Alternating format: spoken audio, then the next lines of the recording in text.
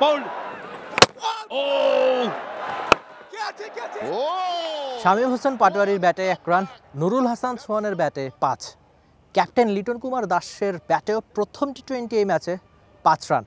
মানে আপনার ওই টপ অর্ডার থেকে শুরু করে মিডল অর্ডারের গুরুত্বপূর্ণ 2 ব্যাটারের ব্যাটে রান নাই। এই আক্ষেপটাই প্রথম ম্যাচে হারের সবচেয়ে বড় কারণ। বাংলাদেশ দল টি20 ক্রিকেটে দারুণ ক্রিকেট খেলছে, বিশেষ করে সবশেষ 4টা দ্বিপাক্ষিক সিরিজ বা এশিয়া কাপের ওই পাকিস্তানের বিপক্ষে একটা ম্যাচ ছাড়া সম্প্রতি টি20 ক্রিকেটটা 120 বলের এই ছোট্ট ফরম্যাট দারুণ খেলছে বাংলাদেশ। সেটা অবশ্যই আপনি মানতে চাইবেন দর্শক হিসেবে। প্রথম ম্যাচেও সুযোগ ছিল, তাসকিনের ওই বলটা যদি ছক্কা হিসেবে কাউন্ট হতো কে জানে হয়তো শেষ 2 বলে ভিন্ন কিছু হতেও পারত। তবে মিডল অর্ডারের ব্যর্থতা নিয়েই একটু বেশি আলাপ হবে, সেটা শামীম হোসেন পাটোয়ারিকে দিয়েই শুরু করা যাক।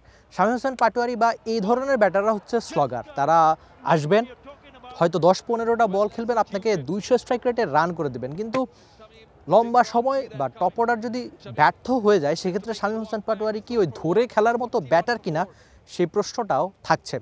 আর নুরুল হাসান সোহান সম্প্রতি আমরা দেখেছি যে ওয়ানডে ক্রিকেটে কিছু কার্যকরী ইনিংস তার ব্যাটে ছিল, কিন্তু টি20 প্রথম ম্যাচে ব্যর্থই বলা যায়। বিশেষ করে শামীম হোসেন পাটোয়ারি আর নুরুল হাসান সোহানের ব্যর্থতাতে কি প্রথম ম্যাচ হারলো।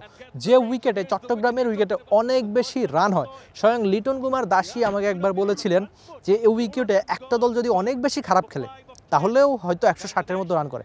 তো সেক্ষেত্রে বাংলাদেশ দল যে ব্যাটিংটা করেছে, বিশেষ করে টপ অর্ডার, একটা পর্যায়ে মনে হচ্ছিল যে বাংলাদেশ 100 রান করতে পারবে কিনা।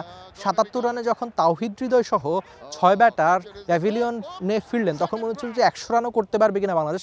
তবে এই উইকেটে নাসুম সঙ্গে তানজিম হাসান সাকিবরা যেভাবে ব্যাট করে দেখিয়েছেন তখন মনে হচ্ছিল যে বোলাররা ব্যাট করতে পারে, কিন্তু বাংলাদেশের ব্যাটাররা, মিডল অর্ডার ব্যাটাররা ব্যাট করতে পারছে না। আপনাকে যদি জয়ের পথ খুঁজতে হয়, আপনাকে যদি সিরিজটা জিততে হয়, তাহলে অবশ্যই আপনার টপ অর্ডার থেকে বড় রান করতে হবে, মিডল অর্ডার থেকেও বড় রান করতে হবে। সেটা ওই শামীম হোসেন পাটোয়ারি, নুরুল হাসান সোহান কিংবা দ্বিতীয় ম্যাচে যদি জাকের আলী অনিক ট্রাই করানো হয়, তাকে যদি প্র্যাকটিসে দেখে আরেকবার নেওয়া হয়, অন্তত তিনি যদি সেরা একাদশে ফিরেন তাহলে হয়তো জাকের আলী অনিক নিজেও বড় রান করতে চাইবেন।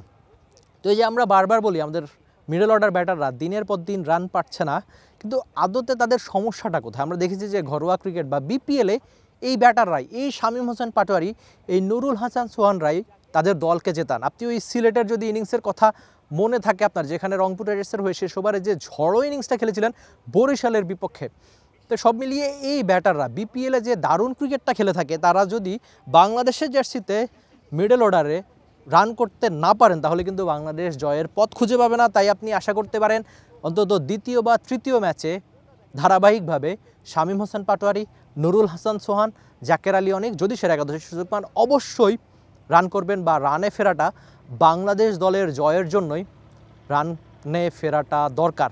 তারা কি পারবে বড় রানে ফিরতে? আর বাংলাদেশ কি পারবে অন্তত দ্বিতীয় ম্যাচটা জিতে সিরিজে ফিরতে? আর বাংলাদেশের কিন্তু বাকি 2 ম্যাচ জিততেই হবে এই সিরিজটা নিজেদের করে নিতে।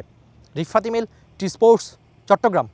For more updates, subscribe to our YouTube channel and click on the bell icon. Follow us on Facebook and Instagram. Download T-Sports app to enjoy exciting games and highlights. Visit tsports.com.